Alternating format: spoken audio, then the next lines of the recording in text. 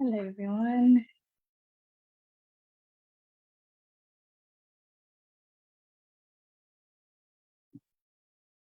Sorry, Facebook always has a bit of a delay from my Zoom to Facebook. Okay, just want to get a view where I know I can see the comments and my notes as well. I changed the time of this live, so I hope those who wanted to make it could make it, but either way, you can watch the replay. Let me know if you're joining live. Let me know if you're watching the replay. I went and had a little beach day by myself today. Well, sort of beach, like by a lake, but it has like beach sand.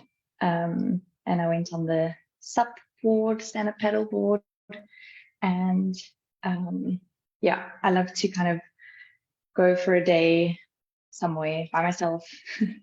I'm highly introverted, love to have time for myself, and I just kind of, do the things that I enjoy, and no pressure for anything. And yeah, it's like thinking time for me as well, processing, brainstorming.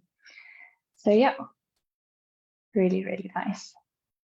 It was incredibly hot today. So it was a really nice thing to go and do. And if that sounds appealing to you, think about how can I make it happen for myself? How can I do those days every now and then? Because I think we have the tendency to think like why we can't do it, or what would be difficult about doing it, instead of like, I want to do that. How can I make it happen? So I'd love to hear if that is something that you guys feel, especially being an introvert, that sounds like a great idea for you. But even if you go with, your partner or your family, or you just kind of, let's just do a day out. Let's go do something spontaneous. Okay, awesome. So today we're talking about ideas around people pleasing, around overgiving, self-sacrificing, these types of behaviors. And it's definitely the thing for me that has been a kind of through line in my life, in my work.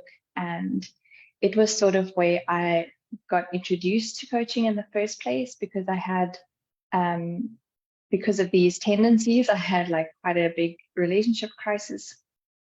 And I got exposed to coaching from trying to kind of explore that, and like, where did this come from? Why do I have these tendencies? How can I make changes? Because obviously change felt really scary as well. And that's how I kind of got exposed to coaching more from a personal side. And then later it evolved to health coaching and recovery coaching, and coaching other healthcare providers. And I think this is something that it is something that is very common in healthcare providers, particularly women. And partly it's because we sometimes go into healthcare because we already identify as like, I'm a helper, I'm here to like take care of other people. My needs are not that important. This is what I want to do with my life. I want to be a helper. I want to help others. I want to make their lives better. And yeah, so sometimes we chose this profession because we already orient towards that kind of thing. And we get our kind of feeling of fulfillment and worth and value from being helpers. And people pleasing and overgiving tends to come with those kinds of identities and tendencies. So that's part of it. And then also just the way that women are socialized in general. We are generally socialized to put aside our own needs and desires for other people, whether that's children or spouses or society, right? That's kind of how we are socialized as women. And then, like I said, like helping professions tend to have that identity even more. Like you should always want to help people, even if it comes at a cost to you, even if you're not earning much, even if you are exhausted, even if you are not feeling fulfilled or enjoying this. Like it's almost like that's not even the point. The point is that you help people and you sacrifice yourself for other people. So from that perspective, it makes total sense that a lot of us struggle with these tendencies. And I wanted to kind of talk about the umbrella term I kind of call codependency. Not I call, it's the sort of umbrella terms.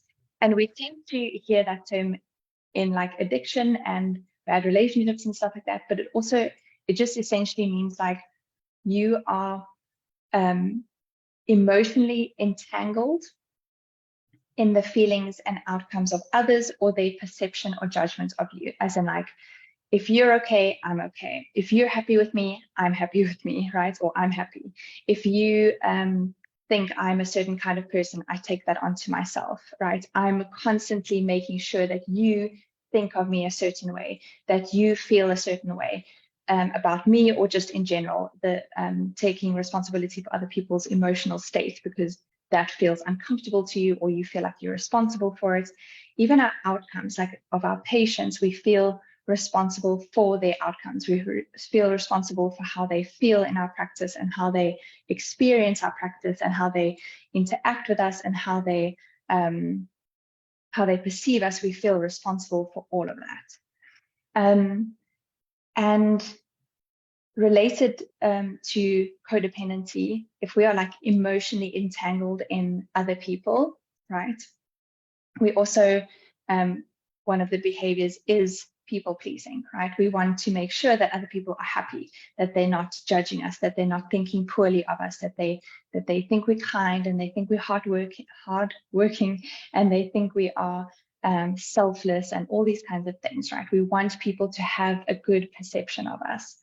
We don't want to have conflict. We don't want to have tension or discomfort because of how that affects us. We feel overly responsible. We take responsibility for tasks and for roles. Like if someone else didn't do their job, we take that over. Or if someone, let's say, for example, your patient and their health, you take responsibility for their health. You take responsibility for their outcomes. And it sounds like, oh yeah, of course we take responsibility for the outcomes, but we are actually not responsible for a patient's outcome, purely because we can't control everything that influences the outcome, right? We can only be responsible for what we can control, and the rest is partly up to them and partly up to just certain things that is in need of our control, right? And then tendencies like overgiving and self-sacrificing, right? Like my needs are not that important. I'm going to give to you. I'm going to make sure you're happy. I'm going to make sure you are doing well, even if that comes at a cost to me. So they're all kind of related behaviors. And sometimes you might be strongly more in one or the other, but they tend to have similar origins and similar kind of, they tend to come together a lot of the time. So one of the things we can think about is like, where might this have developed for you, right? Sorry, knocking something off my desk. Where might this have developed for you? You can think about it as, right now, you probably are seeing it as something that is like getting in the way, right? Particularly if you are in this group and you're feeling exhausted, or you feel burnt out, or if you just feel resentful and you feel like you're sacrificing your own health and recovery for your patients or your colleagues or your family or whatever it is, right? If you are in this group and you struggle with those already, you are probably seeing now, like you're starting to see why this might not be a great thing, right? But at some point, these behaviors made total sense. And there are benefits to these behaviors, right? So think about, where might this have developed for you? So when you were like in your childhood, and we're not trying to blame our parents or like identify like big trauma or whatever. For some people that might genuinely be big trauma, but sometimes it's just what did you learn as a child? What did you learn that your role is, right? Maybe you were the responsible one. Maybe you were the one that didn't cause any waves. Maybe you were the one that took care of your brothers and sisters, or even your parents, parentification of children. Were you, did you have to be responsible at an early age? Were you responsible for like the peace and the calm and the lack of conflict, the peace in your household? Were you made responsible for other people's feelings? Like this comes up in statements like, look how angry you made your mother, or like look how upset you made your father, or whatever it is. Again, we're not trying to blame. It's just those kinds of statements make us think that we are responsible for other people's emotional states. So just thinking about like, where in my life might this have developed? Where may it have made sense and been a benefit to me, right? And then the benefits can sometimes carry on much later in life, right? If you think of what could be the benefit of being like nice to everyone, accommodating, keeping the peace, never having conflict, never asserting your own needs and desires above other people's, never prioritizing yourself, always like making sure other people are taken care of, taking responsibility for their emotional state, etc. What could be the benefit of that, right? Like your behavior is never completely illogical, even though it may look illogical to you on the surface because you logically understand like why it's not great, but there is a benefit to it. And we need to recognize that if we're going to make any genuine change. And we need to realize what we are getting from it, because those are the things we're going to be sacrificing when we change, right? So it's things like people liking us, being easily accepted into a group,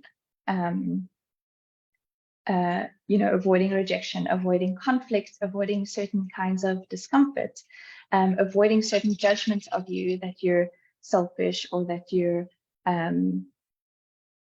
with the perfectionism kind of things. I discussed perfectionism last week, and people pleasing is almost like a subtype of perfectionism. We want people to see us perfectly and think of us perfectly, right? So thinking about, sorry, just ice block. Where might this have developed for you in your childhood, and what might be the upside to keeping these behaviors, to maintaining these behaviors? We have to be honest about that. If it was only bad, if it was only destructive, that would have been much easier to change. And then it can also, one of the things that I've mentioned before is we tend to say it as, I'm just too nice. And I get the idea behind that. But one of the things that I say about that is when we say it like that, it sounds, even though we sort of recognize that it's a problem, we're saying it as if it's a good thing, or like in some sense noble, right? Like I just care too much about other people, that I just, give and am always there for people and whatever. And firstly, like I said, it sounds noble and good, and you're not going to want to change that if you see it as a good thing, right? And secondly, it implies that it's intentional. Like I chose to do this. Like I'm a good person. I chose to do this over other things. But if we're really honest with ourselves, we don't really have another option, in the sense that in that moment, it's compulsive, it's automatic. It's like, I literally don't know how to act in any other way, right? And it's because it's a protective behavior. We see any other option as a threat to our safety, whether that's our threat to our kind of relationship with another person. We think it's going to be threatening to the relationship, or our inclusion. It's going to be threatening to our status or like our identity of ourselves. Like if you identify as a really good and nice person and you have to say no to someone, that can threaten your sense of I'm a good person, right? So all of the things we do from like a people-pleasing, codependent, over-responsible or over-giving place, it's not that we genuinely in that moment feel like we have a choice. It tends to be compulsive, protective, automatic behavior. So we've all heard of fight, flight, freeze. And we know that as like nervous system responses to a threat, right? But there is actually a fourth one, which is called fawn, which is actually people-pleasing type behaviors. So if you think of when you are faced with a threat, you can obviously fight, get aggressive, get combative, you can flight, you can flee, you can freeze, almost like playing dead. And then fawn is basically you're trying to make yourself seem as unthreatening as possible to that threat. So it is a nervous system response to a perceived threat, which is why it feels so automatic and compulsive, right? So we are automatically protecting ourselves from a perceived threat by making ourselves as unthreatening as possible, right? We're nice, we're not a threat, we are not going to fight, we are here to keep the peace, all that kind of stuff, right? It is a protective response. Let me know in the comments what is resonating with you, if you relate to any of these behaviors and these tendencies. I'd love to know. And if you're watching this as a replay later, just hashtag replay, and then let me know your thoughts, your experiences, your struggles with this. Okay, so what is the alternative? So in general, I like to think of it as like the alternative is not being mean and terrible and not being nice to people, right? There's this concept called the near enemy, which means, let's say, for example, if I am kind, the far enemy, as in like the very easily recognizable opposite of being kind, is being mean. But the near enemy is something that looks kind of like kindness, but it isn't actually kindness, and is actually, again, it's an enemy, so it's actually making the ability to be kind even less. I'll say that in a better way. It's like going up against kindness. It's similar to what we were talking about with perfectionism. The near enemy of perfectionism, the near enemy of striving for excellence is perfectionism, right? Perfectionism looks like you're striving for excellence, but it's actually a protective, compulsive way of behaving that isn't actually just purely striving for excellence, right? Because striving for excellence requires you to make mistakes and learn from them, which perfectionism does not allow you to do. It wants your image to be very clean and to look perfect, right? Everything I'm doing perfectly. I'm never making mistakes. I can never be criticized. I'm protecting myself from that. So in the same way, kindness has a near enemy of nice, or we can think of like people pleasing, right? So when we are people pleasing, we aren't genuinely being kind, we are being nice. And if you think of like, what is the difference between being genuinely kind to someone and being nice to them, right? Nice automatically has this like connotation of a little bit of fake, and it's about the perception, right? Like, I want you to think that I'm nice. I'm not genuinely like trying to be kind. I just want you to think that I'm nice, right? Or it might be, I'm trying to keep you happy or keep your perception of me good, even though this might not be the kindest thing to you. So let's say, for example, someone needs someone needs a little bit more difficult feedback, right? Like, let's say you have a patient of yours who, we won't go into behavior change and all of that right now, but let's say, for example, your patient was supposed to, let's say, do an exercise at home. And the reason I say I'm not going to go into behavior change is like, sometimes your patient genuinely wants to do that exercise and can't make the behavior change, similar to we're struggling with people pleasing and we're struggling to make the change, right? Just being aware of that. But let's say the patient is not doing that, they're not even trying, and they're then saying like, you should have gotten me better by now. And, you know, my home exercise, like, I don't care about doing that. I'm not going to try and do that. I feel like you need to fix me in your office, right? Like, I shouldn't have to do stuff at home, right? Being nice would be like, okay, let me just make sure that he is pleased with me and say, okay, then I'm going to do more in my practice so that this patient has more chance of getting better, and maybe we do the exercises together, or, you know, and again, not that that's always a bad thing. Sometimes that's a very helpful thing, right? But you're doing it from a place of like, oh, I need to make sure that he's pleased with me and that he's happy and he's not disappointed with my care. And I'm taking responsibility for the outcome of his care, even though he's not taking responsibility in some way. Whereas kindness might be saying to that patient, this is what I can do, and this is what you need to be doing at home.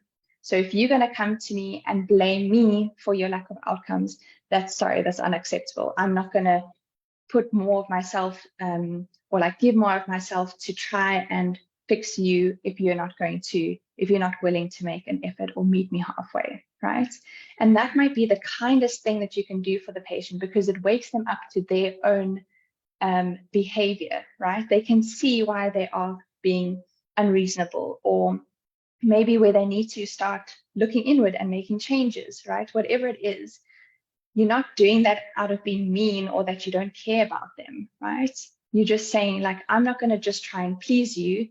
I'm genuinely going to do what I feel you need and do what I feel is kind for you right now, even if you're not going to be particularly pleased with me in the moment, right? I'm trying to think of like another example. But let's say your friend did something really upsetting, right? If you were just trying to be nice, you would not say anything about it, because you're like, oh, I don't want her to think I'm like unreasonable, or I don't want to upset her, or I don't want her to feel guilty, or like whatever it is, right? Being kind would be letting her know that you're upset by it. And again, you're not being mean, or you like just saying that without worrying about how you present the information or whatever it is.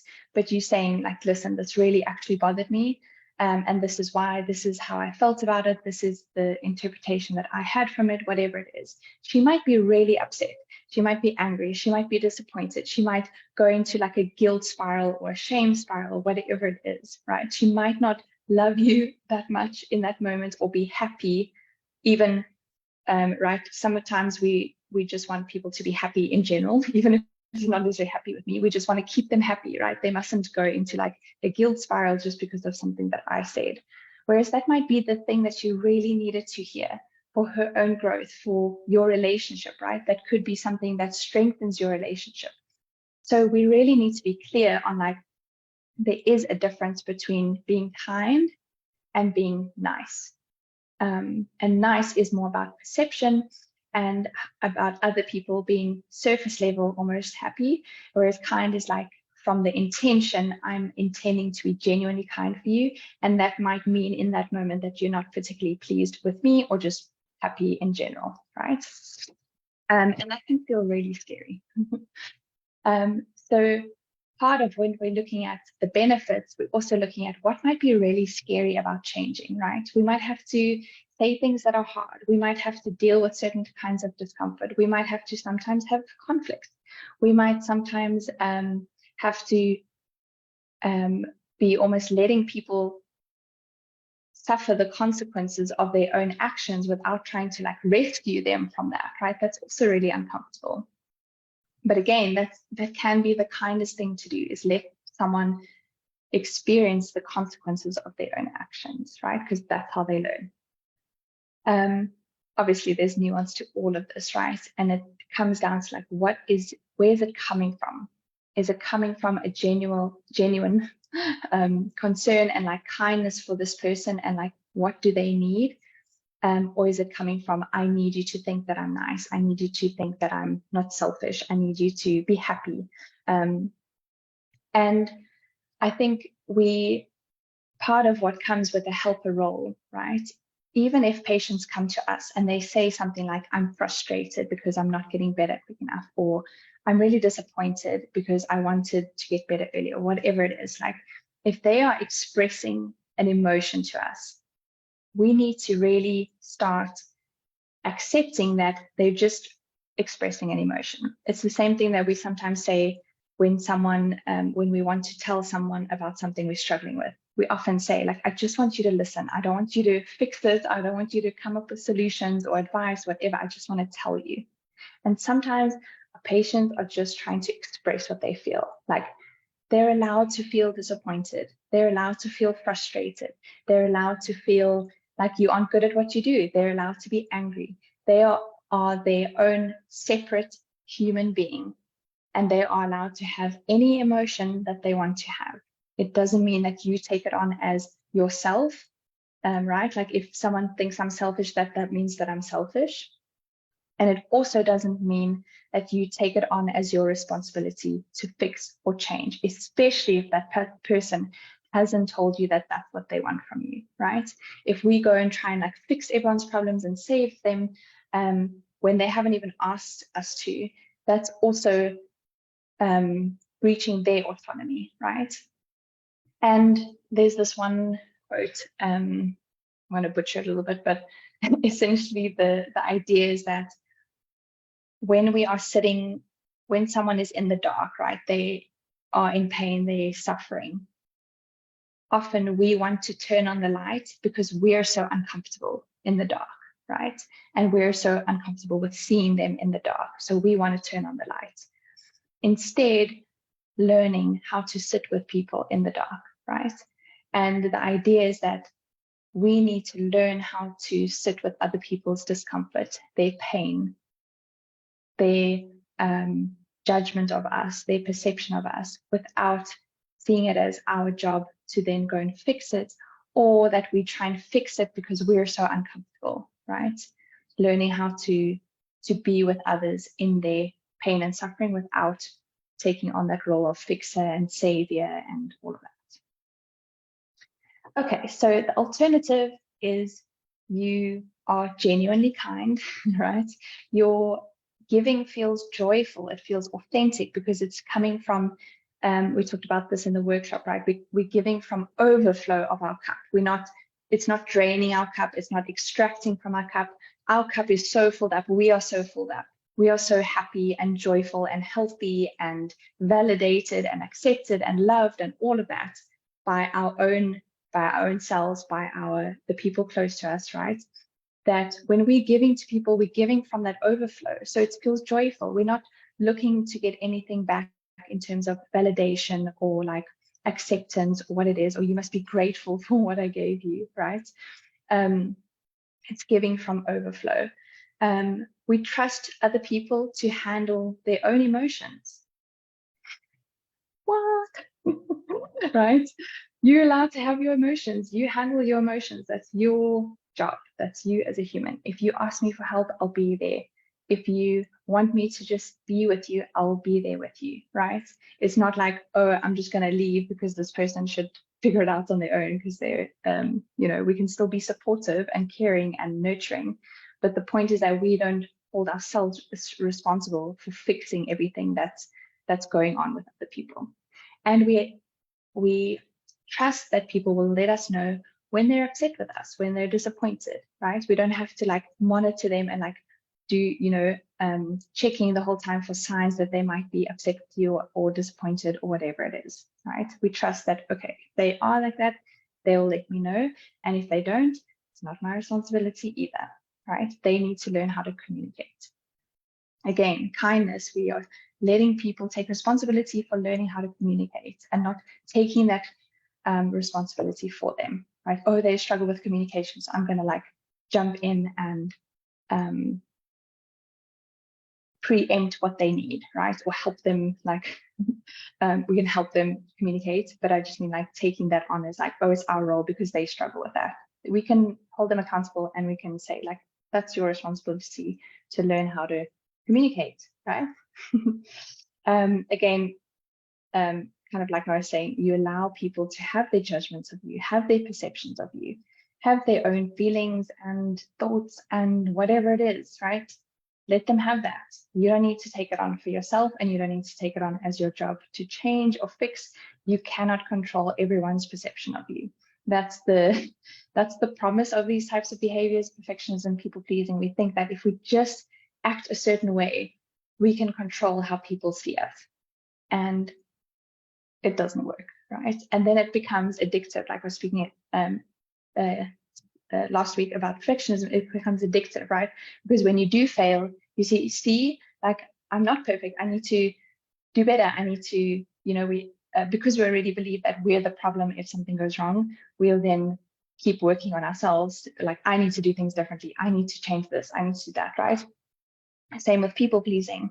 If you believe it's your responsibility to make sure other people have certain perceptions of you, when they don't, you'll be like, oh, I need to manage their perception even more. I need to manage my behavior and manipulate my behavior to get them to have that perception of me. And we just can't control that. Nor do we want to, right? Because that is, again, if you're trying to control and manipulate another human being, that's not kind. Let's be honest, it's not kind. And a similar thing of like, this is another thing about authenticity that we often struggle with if we are people pleasers. We might not even be aware of our own needs, our own desires, our own preferences. We're like, I don't even know what I want or who I am or all that kind of stuff, because we're so used to sacrificing ourselves, or like, like we almost in some way don't exist. Like, we either have to suppress our own needs, or we have to pretend we've never had any, or we have to be so out of touch with them in order to always be there for other people and serving other people. So we tend to end up being either unaware of our own needs or unaware of how to express them, or feel uncomfortable expressing them. But also there's this sense of like, we're always monitoring other people and other groups of people to see like, how can I fit into this group, right? So I need to know what you want from me so that I can be that person to you, right? That's part of people pleasing. You're always monitoring how people are so that you can kind of shapeshift and be more like that person so that you get that acceptance and approval and validation, right? Again, not shaming you on this, right? Like, there's a protective response. We're trying to avoid rejection from this group, right? Or this person. But what ends up happening with that is we often tend to feel very inauthentic. We feel like we can't be ourselves. We feel like we have to, there's this feeling of like, I'm not really myself and I don't even really know who myself is. And that can be really destructive to ourselves and sometimes to our relationships as well. I sort of think about it as like, we are pretending to be something, whether that's like someone who has no needs or someone who's always nice, or we're pretending to be this thing in order to gain love and acceptance and approval. But when we gain that love and acceptance and approval, we don't trust it, because we know that they're not approving and loving and accepting our real self, right? So we know that we've like almost adapted and shapeshifted and whatever to get that. So even when we do get it, we don't even really trust it, because we know what we've done to get there, right? So it almost like this promise never ends up getting fulfilled. So the way that I like to think about slowly making steps in the direction of being less people pleasing, knowing that there are benefits to it, knowing that there are things that are going to be really scary about changing. We're not going to suddenly be like, oh, I just show up as my full authentic self and I set boundaries and I, all this kind of stuff. That's not how behavior change works, right?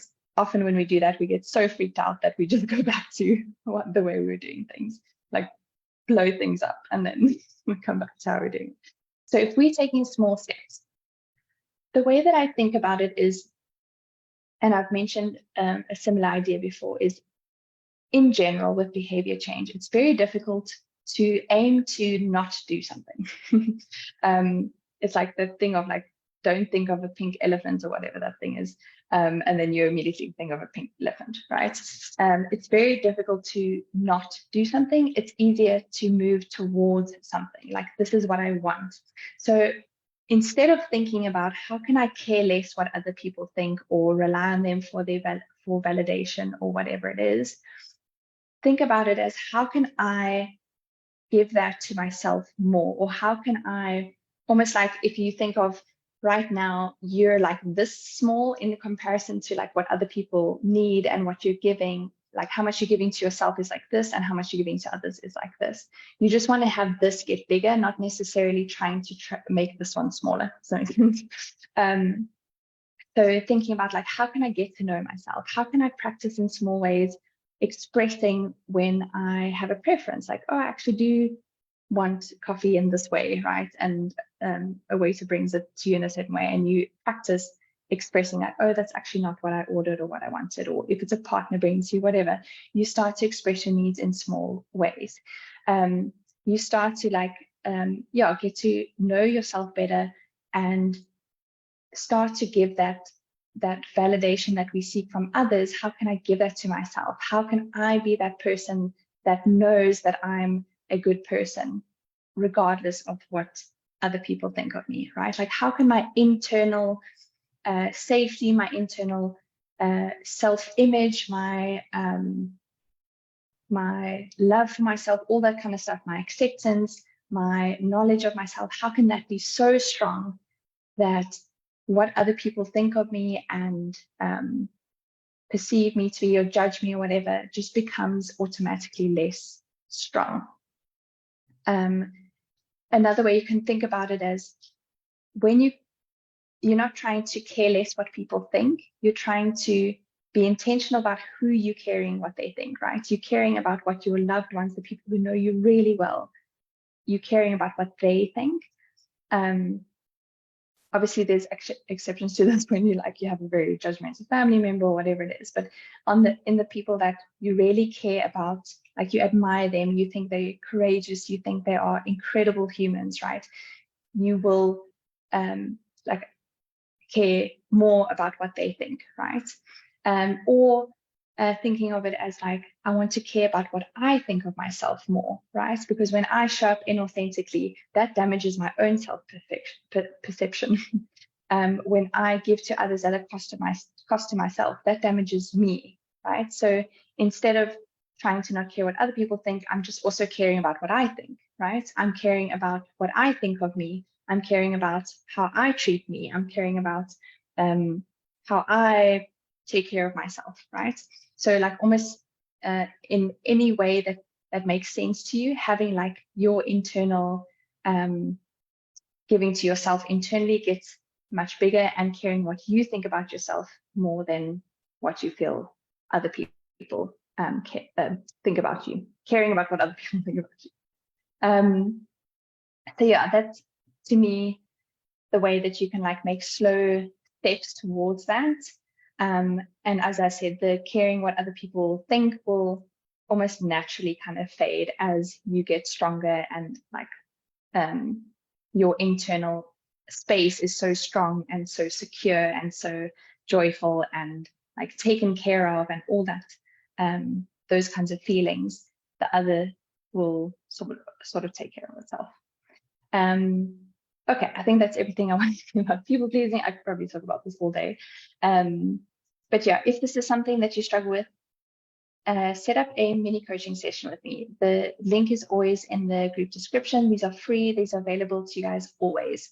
And you can just either just put in people pleasing or codependency or overgiving or however you make sense of what you're struggling with. Or you can give me a specific situation, like this. In this situation is where I really struggle, right? Like with my partner, it's fine. At work, it's fine. With my patient, it's fine. But when I'm in a social situation with this type of person, like I always sacrifice myself, or like manipulate myself or I change who I am in order to like gain approval or acceptance from that person. Or, you know, everything else I do quite easily, but then with my patients, I like get so, like if they are upset with me, I like go down this emotional spiral, right? I'm so dependent on them being like happy with me, approving of me, just being happy in general, right? Getting better, all that kind of stuff. So yeah, set up a mini coaching session with me and we can chat about like where that might have come from, how you can maybe start taking steps in a direction that's going to be helpful for you, and in a way that doesn't feel scary or that it feels like it's going to be a threat to you, right? We need to make sure that that is done in a safe way, but in a way that you can actually get some momentum. Okay, awesome. Have a great Sunday evening and I'll chat to you guys soon.